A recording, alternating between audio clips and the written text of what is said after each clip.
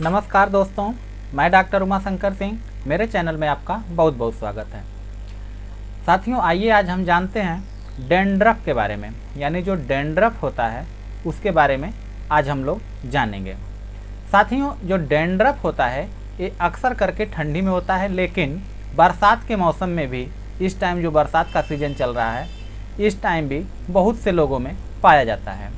साथियों, जो बरसात के मौसम में सर में अक्सर करके लोगों की रुसियाँ हो जाया करती हैं, क्योंकि अक्सर ऐसा होता है कि इस दौरान लोग गीले बालों में नमी बनी रहती है, यानी जो उनके गीले बाल होते हैं उसको ऐसे बांध लेती हैं चोटियाँ लेडीज़ में, और बड़े लोग भी अक्सर करके बाल बारिश में निकले, बाल भीगे हुए हैं तो भीगे हुए बालों में भी रुसियाँ बहुत ज़्यादा पड़ती हैं।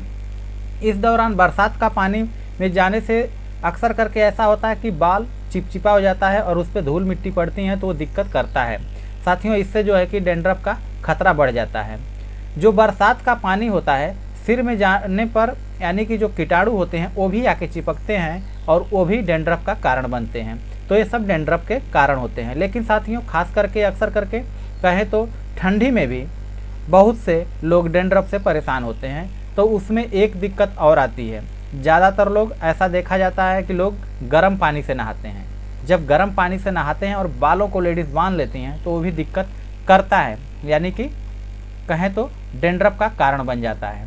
साथियों, कई बार ऐसा भी देखा जाता है कि लोग ज़्यादातर शैम्पू बदल बदल के यूज करते हैं, यानी कि नए नए तरह के शैम्पू यूज करते हैं, और उसमें कहें तो जिस शैम्पू में केमिकल ज़्यादा पड़े हों, यानी कि केमिकल ज़्यादा पड़े हों, तो उससे जो है कि डैंड्रफ के खतरे ज़्यादा बढ़ जाते हैं। साथियों, इसमें हर्बल शैम्पू ही अक्सर करके यूज करना चाहिए। साथियों, इसके बाद मैं बता दूं, कुछ लोगों के ऑयली बाल भी होते हैं। जिन लोगों के ऑयली बाल होते हैं उसमें भी डैंड्रफ बहुत ज़्यादा देखे जाते हैं। थायराइड की समस्या अगर है तो भी ऐसे देखे जाते हैं। साथियों, ये सब हैं कि जो लोग इस सिम्टम से गुजर रहे हैं उनके लोगों में भी ज़्यादातर देखा जाता है। तो साथियों, ये हो गया कि किन लोगों में होता है और क्यों होता है। इसके बाद मैं आपको अब बताऊंगा होम्योपैथिक ट्रीटमेंट से कैसे इससे निजात पाई जाए। तो साथियों, जो होम्योपैथिक ट्रीटमेंट है बहुत ही बेहतर है और आप इसको आजमा कर अपने बालों से रूसी को हटा सकते हैं। तो साथियों, इस मेडिसिन को बताने से पहले मैं आपसे रिक्वेस्ट करूंगा कि आप मेरे चैनल को सब्सक्राइब कर लीजिए, उसके साथ साथ बेल आइकन को भी दबाइए ताकि मैं जो भी वीडियो बनाऊं आपको आसानी से मिल जाए।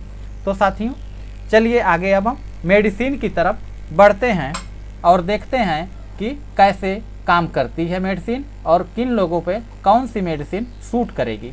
तो साथियों, चलिए शुरू करते हैं।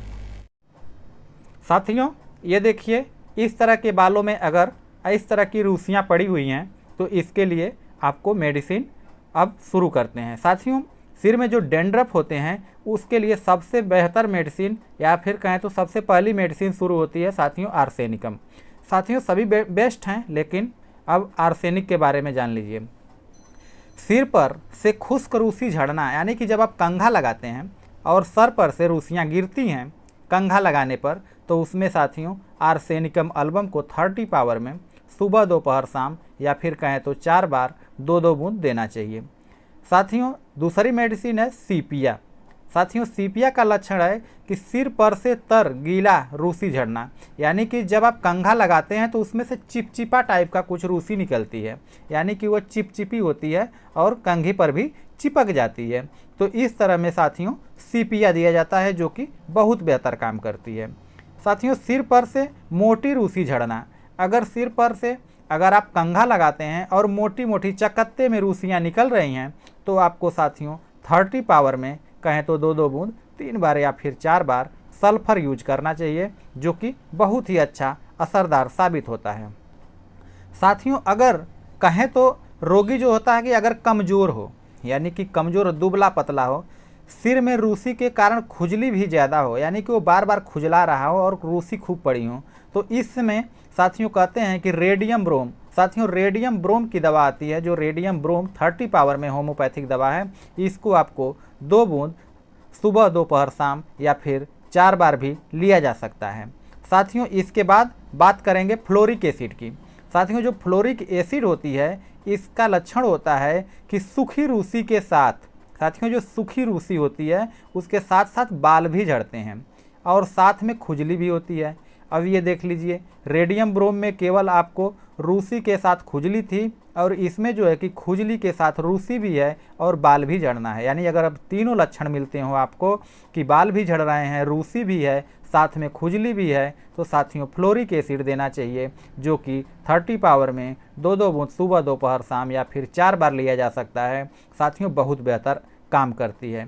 साथियों सिर में चकत्ते जैसी मोटी पपड़ी जमना और उसके भीतर मवाद, खुजली और साथ में जलन, बाल भी झड़े, तो साथियों मिजेरियम बहुत बेहतर होती है। जैसे पपड़ी में निकलता है, अक्सर करके बच्चों में देखा जाता है, लोग कहते हैं कि जावड़ है। साथियों जावड़ ग्रामीण भाषा में बोली जाती है और इसको आप देखेंगे कि अगर पपड़ी निकलती है सर से बच्चों के या फिर बड़े लोगों में, तो साथियों मिजेरियम को 30 पावर में 2 बूंद सुबह, 2 बूंद दोपहर को और 2 बूंद शाम को तीनों टाइम देना चाहिए। साथियों अगर खोपड़ी में कहते हैं कि छिछड़े स्केली हो, यानी कि अगर स्केली हो, बाल झड़े, गीला रूसी, उसके साथ साथ खुजली भी हो, त्वचा में भी ऐसी शिकायत हो, यानी कि शरीर पर भी त्वचा में अगर कुछ शिकायत हो, यानी कि खुजली हो और कहते हैं कि जो चकत्ते में कुछ स्केली टाइप निकल रहा है, खुजली कर रहा है, तो आपको ग्रेफाइटिस देना चाहिए। साथियों बहुत बेहतर काम करती है। साथियों खोपड़ी में तेज खुजली हो, असहनीय हो, रूसी झड़ना, उसके साथ साथ कहते हैं कि खाल उधेड़ने वाली खुजली हो, यानी बहुत ज़्यादा खुजली हो, कहते हैं बार बार खुजलाना, तो साथियों ओलिएंडर, साथियों ओलिएंडर को 30 पावर में 2-2 बूंद सुबह दोपहर शाम आप यूज करिए, बहुत बेहतर रिजल्ट आता है। तो साथियों ये हो गई होम्योपैथिक मेडिसिन। उम्मीद करता हूँ कि आपको ये वीडियो पसंद आई होगी और आप इसको अपने घर में या फिर जानने वालों को भी बताएंगे। तो साथियों बस इतनी ही, अगली वीडियो फिर लेके आऊँगा, तब तक के लिए जय हिंद, धन्यवाद साथियों।